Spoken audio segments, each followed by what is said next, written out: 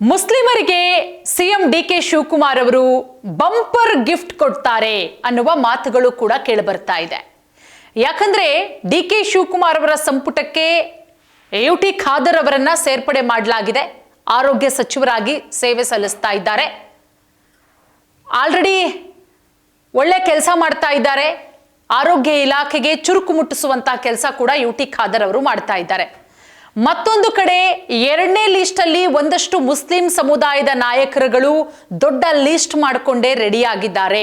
ನಾ ಮುಂದು ತಾ ಮುಂದು ಯುಟಿ ಖಾದರ್ ಅವರಾಯ್ತು. ಅದರ ಜೊತೆಗೆ ಇನ್ನೂ 3ರಿಂದ 4 ಜನ ಮುಸ್ಲಿಂ ನಾಯಕರುಗಳು ಡಿಕೆ ಶಿವಕುಮಾರ್ ಅವರ ಸಂಪುಟಕ್ಕೆ ಸೇರ್ಪಡೆಯಾಗುವ ಎಲ್ಲಾ ಸಾಧ್ಯತೆಗಳು ಕೂಡ ಇದೆ.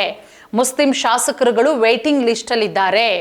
ನೋಡಿ, ಒಂದು ಕಡೆ ಜಮೀರ್ ಅಹಮದ್ ಖಾನ್ ಅವರಿಗೆ ಈ ಸಚಿವ ಸ್ಥಾನ ಅಂದ್ರೆ ಡಿಕೆ ಶಿವಕುಮಾರ್ ಅವರ ಸಂಪುಟದಲ್ಲಿ ಸಚಿವ ಸ್ಥಾನ ಮರೀಚಿಕೆ ಅಂತಾನೆ ಹೇಳಲಾಗ್ತಾ ಇದೆ. ಯಾವುದೇ ಕಾರಣಕ್ಕೂ ಸಿಗಲ್ಲ. ಅವರು ಮೊನ್ನೆ ಮಲ್ಲಿಕಾರ್ಜುನ ಖರ್ಗೆ ಅವರನ್ನ ಮೀಟ್ ಮಾಡಿದ್ರು, ಮಾಜಿ ಸಿಎಂ ಸಿದ್ದರಾಮಯ್ಯ ಅವರನ್ನ ಮೀಟ್ ಮಾಡಿದ್ರು, ಸಿಎಂ ಡಿಕೆ ಶಿವಕುಮಾರ್ ಅವರನ್ನ ಮೀಟ್ ಮಾಡಿ ಏನೇ ಲಾಬಿಯನ್ನ ನಡೆಸಿದ್ರು ಕೂಡ ಜಮೀರ್ ಅಹಮದ್ ಖಾನ್ ಅವರಿಗೆ ಸಿಗಲ್ಲ. ಕಾರಣ ಆಡಿಯೋ ಸ್ಫೋಟ ಈಗ ಸಿಕ್ಕಾಪಟ್ಟೆ ಬೇರೆ ಬೇರೆ ರೀತಿಯ ಟರ್ನ್ಗಳನ್ನ ಟ್ವಿಸ್ಟ್ಗಳನ್ನ ಪಡ್ಕೊಳ್ತಾ ಇದೆ. ಅದು ಗೊತ್ತಿರುವ ವಿಚಾರವೇ. ಇನ್ನ ಎಸ್.ಎಂ. ಕೃಷ್ಣ ಅವರ ಮಾದರಿಯಲ್ಲೇ ಡಿಕೆ ಶಿವಕುಮಾರ್ ಅವರು ಅನುಸರಿಸ್ತಾರೆ. ಯಾಕಂದ್ರೆ ಎಸ್.ಎಂ. ಕೃಷ್ಣ ಅವರ ಕ್ಯಾಬಿನೆಟ್ ನಲ್ಲಿ ಆಗ 3 ಜನರನ್ನ ಮಂತ್ರಿ ಮಾಡಲಾಗಿತ್ತು. ಅದೇ ರೀತಿ ಈಗ ಆಲ್ರೆಡಿ ಯುಟಿ ಖಾದರ್ ಅವರಿದ್ದಾರೆ. ಅವರ ಜೊತೆಗೆ ಇನ್ನು 2ರಿಂದ 3 ಜನ ಮಂತ್ರಿ ಆಗೋದು ಫಿಕ್ಸ್ ಅಂತಾನೂ ಹೇಳಲಾಗ್ತಾ ಇದೆ. ಇಲ್ಲಿ ನಾವು ಜಮೀರ್ ಅಹಮದ್ ಖಾನ್ ಅವರನ್ನ ಬಿಟ್ಟು ಉಳಿದಂಥವರು ಯಾರ್ಯಾರೆಲ್ಲ ಲಿಸ್ಟ್ ಅಲ್ಲಿ ಇದ್ದಾರೆ, ಯಾರ್ಯಾರೆಲ್ಲ ಕ್ಯೂ ಅಲ್ಲಿ ನಿಂತ್ಕೊಂಡು ಕಾಯ್ತಾ ಇದ್ದಾರೆ, ಯಾವಾಗ 18ನೇ ತಾರೀಕು ಆಗ್ಬಿಡುತ್ತಪ್ಪ, 18ರ ನಂತರ 2ನೇ ಲಿಸ್ಟ್ ಯಾವಾಗ ಅನೌನ್ಸ್ ಆಗುತ್ತೆ, ಅದರಲ್ಲಿ ನಮ್ಮ ಹೆಸರು ಇರಲೇಬೇಕು ಅಂತ ಹೇಳಿ ಒಂದಷ್ಟು ಜನ ಈಗ ಬೇರೆ ಬೇರೆ ರೀತಿಯಲ್ಲಿ ಲಾಬಿ ಕೂಡ ಶುರು ಮಾಡಿದ್ದಾರೆ. ಒಂದ್ ಕಡೆ ಶಾಸಕರಾದಂತಹ ರಹೀಂ ಖಾನ್ ಅವರು ಕೂಡ ಲಿಸ್ಟ್ ಅಲ್ಲಿ ಇದ್ದಾರೆ. ನನ್ನ ಹೆಸರು ಕೂಡ ಫೈನಲ್ ಆಗಬಹುದು, ನಾನು ಕೂಡ ಮಿನಿಸ್ಟರ್ ಆಗಬಹುದು ಅಂತ ಹೇಳಿ.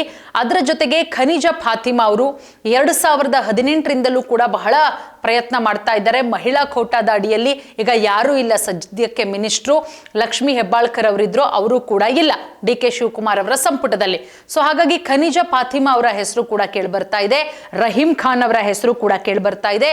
ಮತ್ತೊಂದು ಕಡೆ ತನ್ವೀರ್ ಸೇಠ್ ಅವರ ಹೆಸರು ಕೂಡ ಬಹಳಷ್ಟು ಜೋರಾಗಿ ಕೇಳಿಬರ್ತಾ ಇರೋದ್ರಿಂದ ತನ್ವೀರ್ ಸೇಠ್ ಅವರು ಕೂಡ ಈಗ ರೇಸಲ್ಲಿದ್ದಾರೆ. ಅದರ ಜೊತೆಗೆ ಶಾಂತಿನಗರದ MLA ಆದಂತಹ NA ಹ್ಯಾರಿಸ್, ಡಿಕೆ ಶಿವಕುಮಾರ್ ಅವರ ಕೃಪಾ ಕಟಾಕ್ಷ ಹ್ಯಾರಿಸ್ ಅವರ ಮೇಲಿದೆ. ಸೊ ಕಳೆದ ಬಾರಿಯೂ ಕೂಡ ಮಿನಿಸ್ಟರ್ ಅಲ್ಲ ಅಂದ್ರೂ ಕೂಡ BDಯಲ್ಲಿ ಒಳ್ಳೆ ಪೋಸ್ಟ್ ಅನ್ನ ಕೊಟ್ಟಿದ್ರು. ಸೊ ಹಾಗಾಗಿ NA ಹ್ಯಾರಿಸ್ ಅವ್ರನ್ನ ಕೈ ಬಿಡಲ್ಲ. ಹ್ಯಾರಿಸ್ ಅವರು ಕೂಡ ಓಪನ್ ಆಗಿ ಹೇಳಿದ್ದಾರೆ, ನನಗೆ ಯಾವುದೇ ರೀತಿಯ ಸಚಿವ ಸ್ಥಾನ ಕೊಟ್ಟರು ಅಂದ್ರೆ ಯಾವುದೇ ಸ್ಥಾನ ಕೊಟ್ಟರು ಕೂಡ ನಾನು ನಿಭಾಯಿಸೋದಕ್ಕೆ ರೆಡಿ ಇದ್ದೀನಿ, ನನಗೆ ಆ ಖಾತೆ ಈ ಖಾತೆ ಅಂತ ಹೇಳಿ ನಾನು ಡಿಮ್ಯಾಂಡ್ ಮಾಡಲ್ಲ ಅಂತ ಹೇಳಿ. ಸೊ ಹಾಗಾಗಿ ಹ್ಯಾರಿಸ್ ಅವರು ಕೂಡ ಇದ್ದಾರೆ. ಅದರ ಜೊತೆಗೆ ಶಾಂತಿನಗರದ MLA ಆದಂತಹ ರಿಜ್ವಾನ್ ಹರ್ಷದ್ ಅವರು ಕೂಡ ಇದ್ದಾರೆ. ದಾವಣಗೆರೆ ಬೈ ಎಲೆಕ್ಷನ್ ಚುನಾವಣೆಯ ಸಂದರ್ಭದಲ್ಲಿ ರಿಜ್ವಾನ್ ಹರ್ಷದ್ ಅವರು ಅಲ್ಲಿ ತಮ್ಮ ಪಕ್ಷದ ಅಭ್ಯರ್ಥಿಯನ್ನ ಬರೋದಕ್ಕೆ ಎಷ್ಟರ ಮಟ್ಟಿಗೆ ಪಣ ತೊಟ್ಟರು ಅನ್ನೋದು ಗೊತ್ತು. ಅದರ ಜೊತೆಗೆ MLC ಸಲೀಂ ಅಹಮದ್ ಅವರು ಕೂಡ ರೇಸಲ್ಲಿದ್ದಾರೆ. ಸಲೀಂ ಅಹಮದ್ ಅವರಿಗೆ ಸ್ಥಾನಮಾನ ಕೊಡಬೇಕು ಅನ್ನುವ ಆಗ್ರಹಗಳು ಕೂಡ ಕೇಳಿಬರ್ತಾ ಇದೆ. ಪಕ್ಷಕ್ಕೆ ನಿಷ್ಠರಿದ್ದಾರೆ, ಇಷ್ಟು ವರ್ಷ ಕಾಂಗ್ರೆಸ್ ಪಕ್ಷಕ್ಕೆ ದುಡಿದಿದ್ದಾರೆ, ಯಾವುದೇ ರೀತಿಯ ತಂಟೆ ತಗಾದೆ ತೆಗೆದಿಲ್ಲ. ಹಾಗಾಗಿ ಬಹಳ ಲೀಡಲ್ಲಿರುವಂಥದ್ದು ಸಲೀಂ ಅಹಮದ್ ಅವರು, ರಿಜ್ವಾನ್ ಹರ್ಷದ್ ಅವರು, NA ಹ್ಯಾರಿಸ್ ಅವರು. ಈ 3 ಜನರ ಹೆಸರು ಬಹಳಷ್ಟು ಜೋರಾಗಿ ಕೇಳಿಬರ್ತಾ ಇದೆ. ಸೊ ಹಾಗಾಗಿ ಜಮೀರ್ ಅವ್ರಿಗಂತೂ ನಿರಾಸೆ ಕಟ್ಟಿಟ್ಟ ಬುತ್ತಿ. ಬಟ್ ಜಮೀರ್ ಅವರು ಸಿಕ್ಕಾಪಟ್ಟೆ ಲಾಬಿ ಮಾಡ್ತಾ ಇದ್ದಾರೆ ಅನ್ನೋದ್ರ ಬಗ್ಗೆ ಮಾಹಿತಿ.